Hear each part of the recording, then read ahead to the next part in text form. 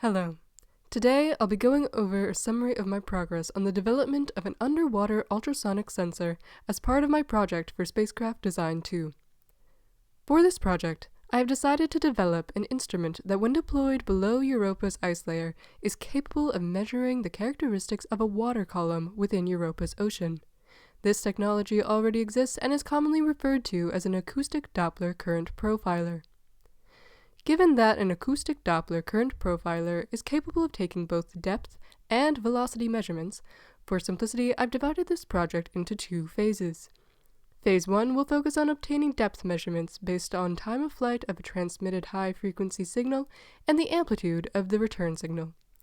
Phase 2 will be pursued if time permits and will focus on further processing the return signal to obtain velocity measurements. Both phases will include a dry test in air and a wet test wherein the sensor will be waterproofed and used to take measurements underwater.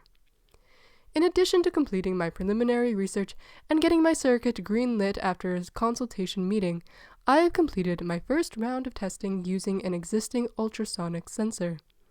This test was conducted with the goal of determining what the output signal should look like, such that when I develop my sensor, I will be able to verify the results.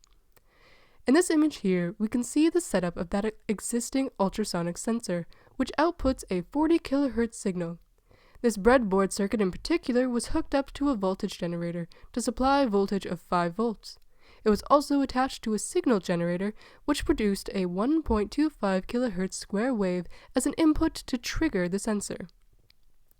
From there, the input and output signals were measured using an oscilloscope, and we can see the resulting signals in this image here. The yellow signal on channel 1 is the input square wave, and the green signal on channel 2 is the received signal after it had been reflected off of a surface. The equation used to calculate the distance from the sensor to the object can be seen here. When we do the math using the time of flight as indicated by the white arrows on the oscilloscope, the resulting distance from the sensor to the object tested was approximately 43 centimeters.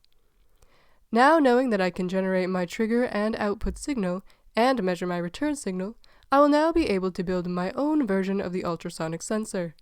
I've already desoldered the existing sensor to recover the transducers. Unfortunately, progress on the circuit has stalled as I await 2 of the remaining components that I've ordered. Once I'm able to measure the time of flight and amplitude data from my circuit, I'll then process this data using MATLAB to create a heat map similar to the one displayed here, which plots measured depth over time and shows the return signal strength using colors. Given that next week is reading week, I will resume building the discussed circuit and processing the resultant signal data after the break. Thank you for watching.